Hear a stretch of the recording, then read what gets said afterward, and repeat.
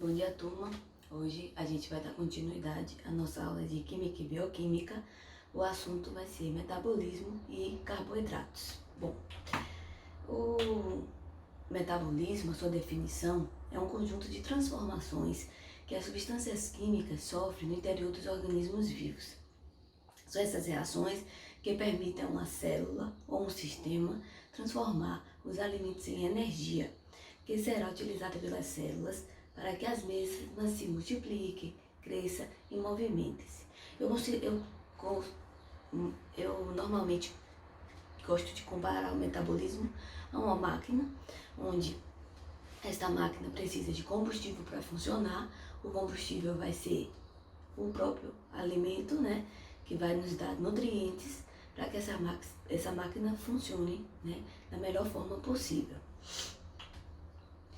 O ser vivo alimenta-se para quê? Primeiro, para fornecer energia para a manutenção dos processos vitais e fornecer ao organismo nutrientes essenciais. Através disso, do consumo dos alimentos. O metabolismo, nós temos um processo, né, que envolve o catabolismo e o anabolismo. O catabolismo é quando a gente vai estar liberando energia e o anabolismo é quando a gente vai estar absorvendo energia. O organismo gasta uma quantidade de calorias simplesmente para manter as funções vitais quando se está em repouso, pondo em funcionamento o menor número possível de reações, como a respiração, o funcionamento do coração, por exemplo, né? É esse valor desse gasto, dessa quantidade de calorias, é chamada de taxa metabólica basal. Então, é a quantidade de calorias, a quantidade de energia suficiente que a gente precisa para manter o organismo vivo. 3 fatores influenciam o total de energia gasto pelo organismo durante o dia: a taxa de metabolismo basal, a termogênese e a atividade física. A taxa de metabolismo basal, como eu já falei, é o equilíbrio, né, que o corpo faz para manter, que o corpo precisa, o equilíbrio, a energia que o corpo precisa para poder manter o organismo funcionando. A termogênese é um processo onde a gente, através o controle da temperatura corporal, e a atividade física, vocês já sabem. Mas o que é uma alimentação equilibrada? Bom, a alimentação equilibrada requer um balanceamento de alimentos. Para manter o equilíbrio do corpo, do peso corporal, nós precisamos de uma dieta balanceada, que deve conter tanto alimentos de origem animal quanto de origem vegetais, composta de vários tipos de biomoléculas dispostos de forma balanceada para suprir as necessidades energéticas de cada indivíduo. Então, balanceamento de alimento, nós precisamos de todos os tipos de nutrientes de uma forma balanceada. Então, não podemos realizar o excesso deles, porque vão trazer alguns tipos de doença, e nem devemos diminuir a quantidade, porque também pode sim desenvolver outros tipos de doenças. Os carboidratos é o nutriente mais abundante mais abundante em relação à energia, né, para o homem. As suas moléculas são constituídas por carbono, hidrogênio e oxigênio. A sua importância e funções é a principal fonte de fornecimento de energia, atuam como componentes das membranas celulares e nos alimentos exercem funções como são precursores de compostos de aroma e cor. A sua classificação: eles são classificados de acordo com o tamanho da sua molécula. Eles podem ser classificados em monossacarídeos, disacarídeos, oligosacarídeos e polissacarídeos. Os monossacarídeos, eles são compostos de aldoses ou cetoses, conforme o grupo funcional que apresenta, né? Essa estrutura do monossacarídeo eu não vou estar cobrando em prova, mas estou informando a vocês de como ele é feito. São classificados de acordo com o número de átomos de carbono que contém. Se eles têm 3 carbonos, eles são chamados de trioses. Se tem 4, tetroses. Se tem 5, pentoses.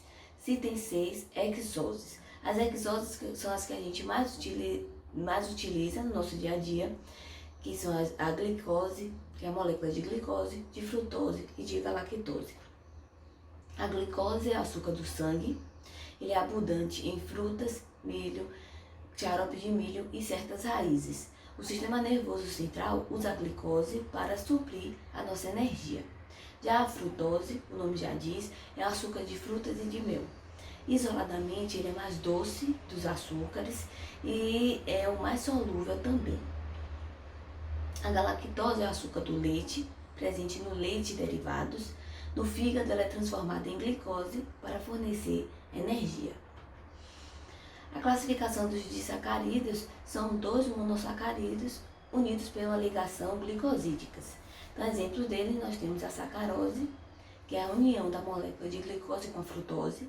Temos a maltose, que é a glicose mais glicose. E temos a galactose, que é a molécula de glicose mais a molécula de galactose.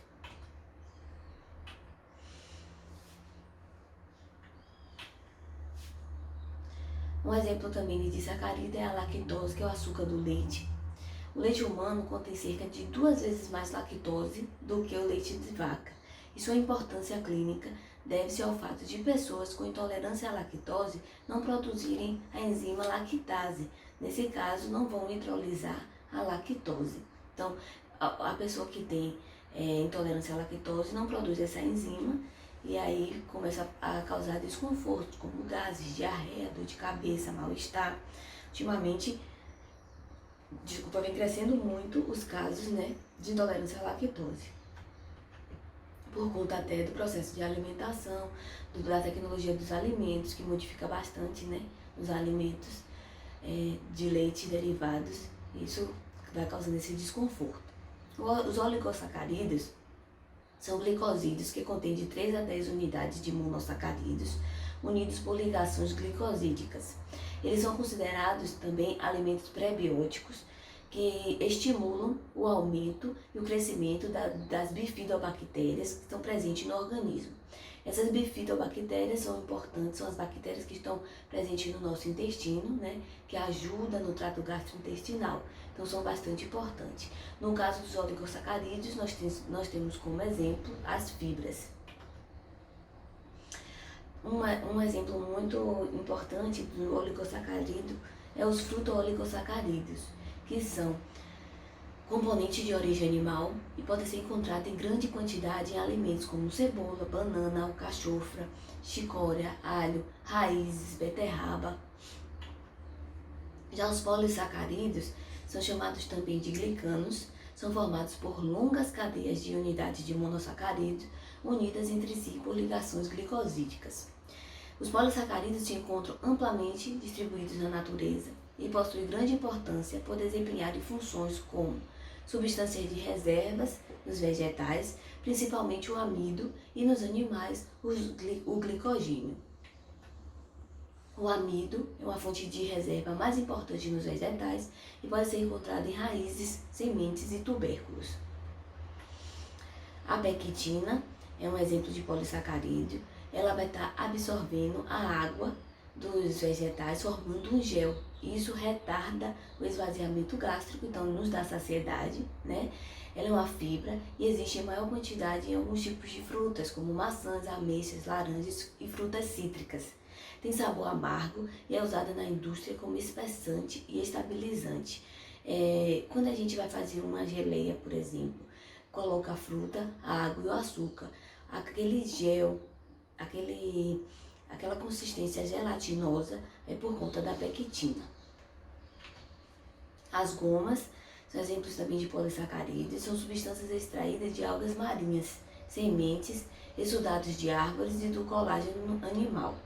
Exemplos nós temos a goma aguá, goma arábica, goma carragena, goma xantana, agagá e alginato.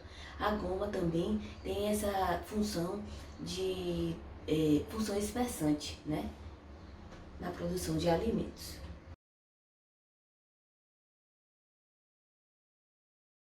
Agora a gente vai falar um pouco sobre o índice glicêmico, que é a qualidade de uma quantidade fixa de carboidrato disponível em um determinado alimento. em relação ao alimento padrão, que normalmente é considerado o pão branco ou a glicose. Então, o índice glicêmico do alimento, os alimentos podem ser classificados com o seu índice glicêmico alto ou baixo, com base em seu potencial de aumentar a glicose sanguínea, o que pode ser avaliado através de uma análise da curva glicêmica, onde a gente pode estar produzindo 50 gramas de carboidrato disponível de um alimento teste em relação a 50 gramas de carboidrato de um alimento padrão, que geralmente é o pão branco. Quando o alimento padrão utilizado é a glicose, considera-se alto índice glicêmico que seja maior que 70, moderado entre 56 e 69 e baixo quando for menor que 55. Quando o alimento padrão é o pão branco, o índice glicêmico pode ser considerado alto quando for maior que 95. Aí também é uma situação que eu estou demonstrando para vocês, mas que não é nada que vai ser cobrado em prova, mas acho interessante vocês saberem a importância do índice glicêmico, né? Que é a quantidade de glicose que tem naquele alimento. Quantidade e a qualidade. Existem algumas reações que são realizadas com os carboidratos. A reação de hidrólise é a quebra do carboidrato, dos carboidratos maiores e menores. Então, moléculas de carboidratos grandes, com a água, vão ser quebradas em moléculas menores. Nós temos também um processo de desidratação do carboidrato, onde vai ocorrer a eliminação das moléculas de água e o escurecimento dele através da reação de Maillard e caramelização. Essa reação a gente consegue ver nitidamente quando a gente vai tostar o pão na frigideira e o pão fica com aquela cor mais escurecida, caramelizada. É um exemplo da reação de Maillard no alimento. A desidratação, nós temos algumas frutas que passam pelo processo de desidratação, né? Para que a gente possa estar consumindo. Então, aumenta o tempo de prateleira daquela fruta, as frutas desidratadas. E o processo da hidrólise, nós vamos quebrar a molécula de carboidrato. Um exemplo nítido também da hidrólise do carboidrato é como eu falei na gelatina, né? Nas geleias.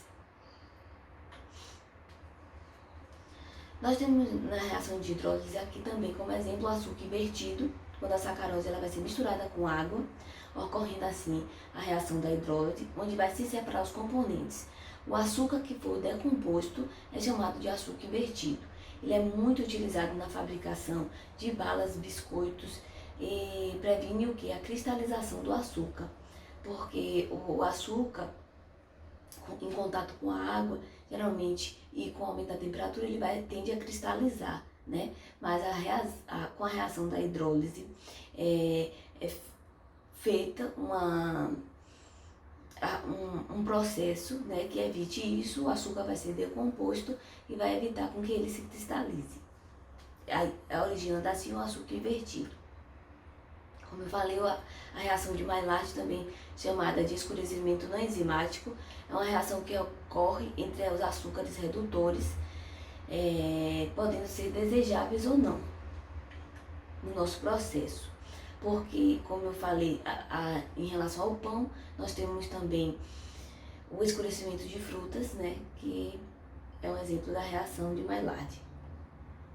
As reações de caramelização vai ocorrer a degradação do açúcar.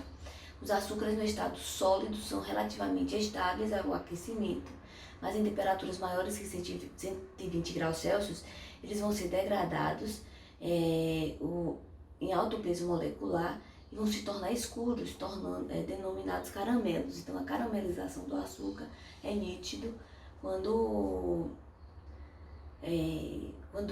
houver um aumento da temperatura, né? Eles vão escurecer e vão caramelizar. Quando a gente coloca o açúcar no fogo para fazer a calda de um pudim e o aumento da temperatura, a gente consegue chegar ao produto final, que é a caramelização. A caramelização do açúcar também é muito utilizada na produção de caldas escuras e aromáticas e podem ser adicionadas em doces e sobremesas caseiras. Inicialmente, o corante de caramelo ele é produzido pelo simples aquecimento de açúcares a altas temperaturas, né, até 200 graus Celsius, e até a sua perda de 10 a 15% do seu peso inicial. Geralmente, utiliza-se o açúcar da cana, porém glicose, mel, melaço e misturas de açúcares também são bastante empregados na produção de balas, na produção de alguns tipos de cerveja e bebidas. As principais propriedades funcionais dos açúcares é, primeiro, a sua doçura, ou seja, o poder edulcorante, onde a intensidade do sabor doce do alimento varia com os açúcares presentes. Assim como as suas concentrações, essa doçura é conhecida como poder edulcorante. A texturização, propriedade de alterar a textura dos alimentos e por isso são considerados texturizantes. E umectância, como os carboidratos se ligam com a água do alimento, eles são capazes de controlar a atividade de água do mesmo. Então, o que quer dizer isso? A atividade de água daquele alimento, por exemplo, um doce de compota, a quantidade de água vai ser reduzida. Isso até ajuda a conservar mais. Por isso que os alimentos, as compotas doces, não precisam estar necessariamente no armazenamento de refrigeração, né? Porque o próprio açúcar tem um efeito de conservar, o efeito conservante, por conta dessa propriedade também.